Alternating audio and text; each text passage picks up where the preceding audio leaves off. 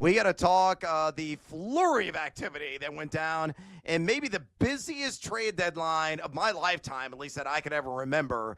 And no better guy to break everything down than the one, the only, the downright handsome Cody Decker, host of Bet for the Cycle, Saturdays from noon to 4 right here on the BetMGM network. And please give him a follow on X, an outstanding follow there at Decker6. Again, on X at Decker6. Cody, welcome back to BetMGM tonight. Let's get after it right away. I'm going to start off with a trade that went down, I believe it was yesterday. There's been so many, it's been hard to keep track.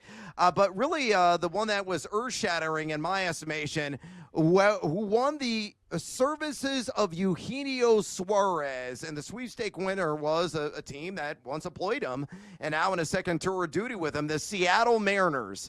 What does he bring to the table for this overall franchise? He was killing it down there in the desert.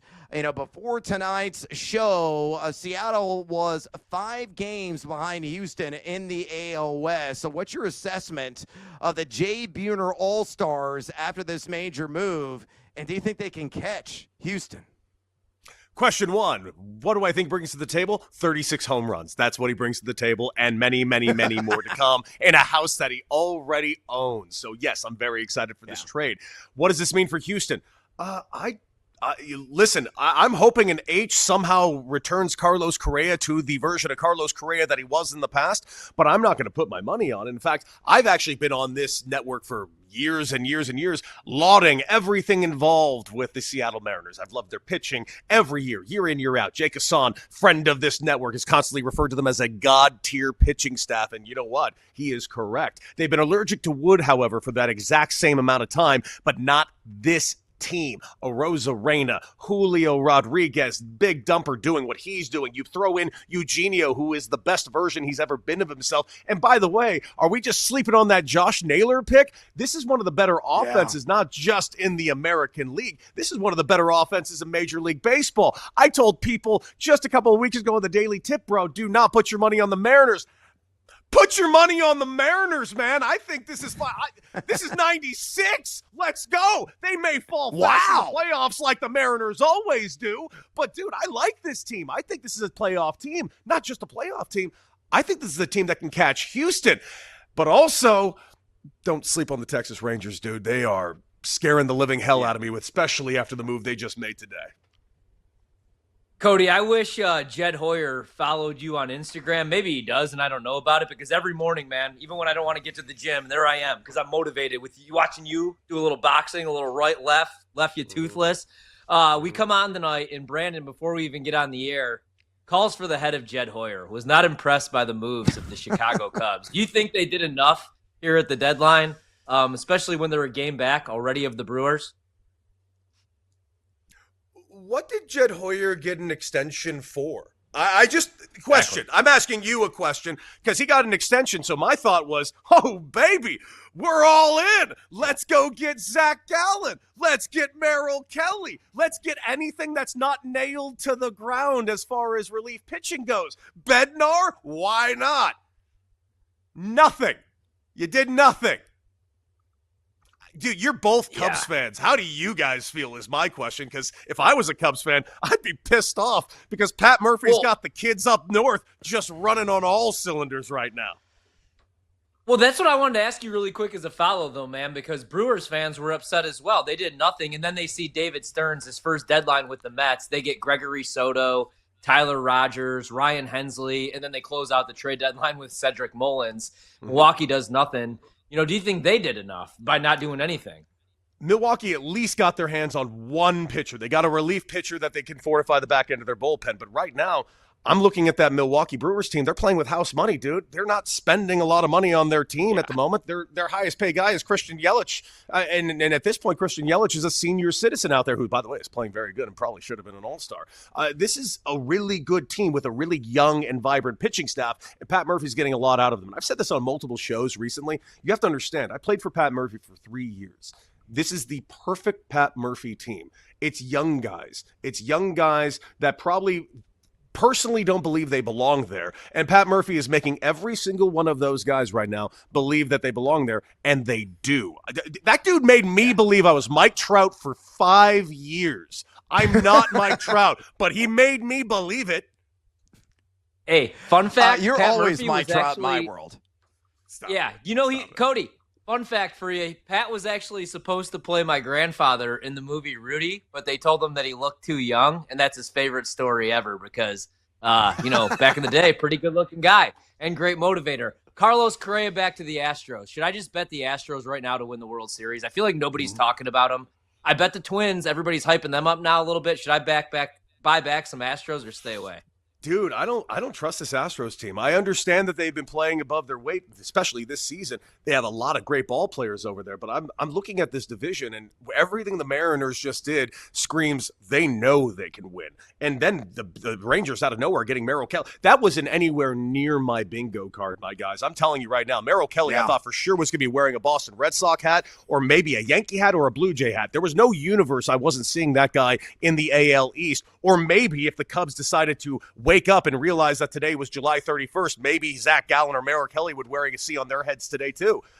But when it ended up being the Texas Rangers, I'm telling you, I went to lunch, came back, opened the computer, saw Merrill Kelly, spat out my drink, a literal spit take, which I didn't think was something I was physically capable of, but I did it, and it was real, and I said, wow, the Rangers ain't messing around. There's only a few teams today that really announced we're not messing around. 3 teams. Seattle, that right there, Texas Rangers, and dude, AJ Preller just loves July 31st over there in San Diego. Yep. Yeah, that was a shocker to me. The Padres pushing in the big fat pile of chips all in today with some of the moves, and they didn't trade Dylan Cease either. And their rumor mill was really turning about hot and heavy about him, but he stays put. We're talking the one, the only Cody Decker, host of Bet for the Cycle, Saturdays right here on the BetMGM network from noon to 4. Boom on X, would you kindly? At Decker6, again on X, at Decker6. Cody, and somewhat of a surprising move, the A's shipped flamethrowing closer Mason Miller along with starter J.P. Sears down the California coast to the aforementioned San Diego Padres in exchange for shortstop prospect Leodalis DeVries and 3 other players. The A's are quite possibly putting together a roster that's going to be highly competitive in the near future. How soon do you think they could be in contention for a playoff spot? Obviously not going to happen this year, but could it happen next year? Could it happen the year after that, or is it going to be further down the road? I've been really impressive what the boys from the SAC have done this season, and they're really building up an arsenal, especially guys with big lumber in that lineup. I will agree with you, and I will agree with you that they had the right guy at the helm in Mark Kotsay. Mark Kotsay, I actually, for all the controversy that was taking place last year over there in Oakland with that team, Mark Kotsay, the fact that they were a remotely functioning group of ball players at all, I thought should have been up for manager of the year. And I know that seems kind of funny for a team that was the A's mired in all their controversy, but he really had those guys still playing. It wasn't the players' fault, and it sure as hell wasn't Mark Kotsay's fault. And this year, he just knows how to motivate these young guys. And yes, a lot of big sticks over there, but how soon can this team be ready to go?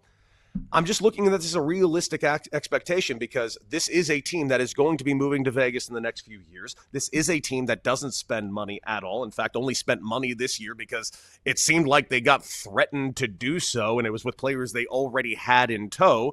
And it's a matter of how much you really believe in this farm system. At the end of the day, is this team going to spend money on capital, on players to be coming in, superstars to be coming in?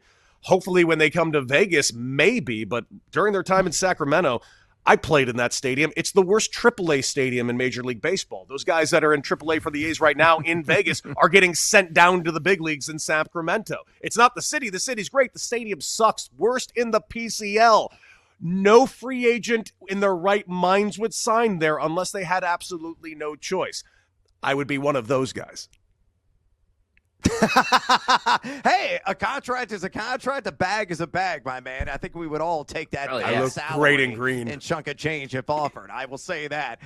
Cody, we'll get you out here on this. And another major deal, Shane Bieber is now a member of the Toronto Blue Jays. Cody, the Fighting David Steves have been, white hot over the past few weeks, ascending to first in the AL East. They are tied with the Tigers for the best record in the American League. What is this team's ultimate ceiling and really their ultimate fate this year? Are they truly a World Series worthy squad? Almost disrespectfully right now at BetMGM, they are plus 1,200 to win the World Series. Should that number be in plus 900, plus 700 range, or even lower? It's not arguably disrespectful. It's disrespectful. This was a team that we have touted to get to this point for the last couple of years, not unlike what I just said about the Mariners. The Mariners and the Blue Jays for these last straight 3 years have been arguably the biggest disappointment in Major League Baseball, year in, year out. I know I've lost money on both of them. Thank you for that. But this year, I refuse to put a dime on either of them, and they finally came into their own the way I dreamt of a couple of years ago. This team is good. This team has very good veteran leadership. This team has a staggering amount of young talent as well. This team is also seemingly having a great time. And by the way, don't sleep on the idea that having an entire country behind you is a small thing. Everybody north of the border wants this Blue Jays team to win. They have spent money. They went out and made a move. Now, I am a little worried about the move of Shane Bieber, not in that they didn't get an amazing pitcher in Shane Bieber. I just don't know how he's going to be used. How many innings is he going to be able to throw? How many bullets does he truly have for you as time goes forward, coming off a recent Tommy John surgery? Or do they even care about that, considering the fact they just picked him up as probably a rental right now, and they're just going all in for the time? Shane, blow it out, baby. We win a ring in Canada type of situation. That being said, I think this is a good team. I think their ceiling is the World Series. Do I think they will win it? The team that beats the Dodgers is going to win the World Series. Oh, wow. Okay. So I tend to agree with you on that. Although the Dodgers, they're the front runners right now. I think they're like plus 250 still to win a World Series. And I think that's very much, up for grabs and very debatable. I mean, I think San Diego's got more than a puncher's chance of even chasing them down in the National League West. Do you agree with that in like 30 seconds? By the way, San Diego plus 750 to take the NL West. Can they do it? The team that I picked in the National League to take down the Dodgers was the San Diego Padres, and I do think it would be in a 5-game series, not unlike last year in the DS. If the Dodgers faced in the DS, I think the Dodgers are very susceptible to get beaten by the San Diego Padres. Padres had them on the ropes and let them off the hook last season. Cannot happen again. That's why this Padre bullpen being fortified the way it was truly gives me hope that this team could possibly do it. That being said, Dodgers were kind of quiet during this trade deadline because they didn't need to make moves. They just need to get healthy. They got 17 arms on the IL, man. Not players. Arms on the IL. Half of them are Hall of Famers and all of them are All-Stars. You just get back 3 or 4 of them and all of a sudden they got the best pitching staff in baseball again.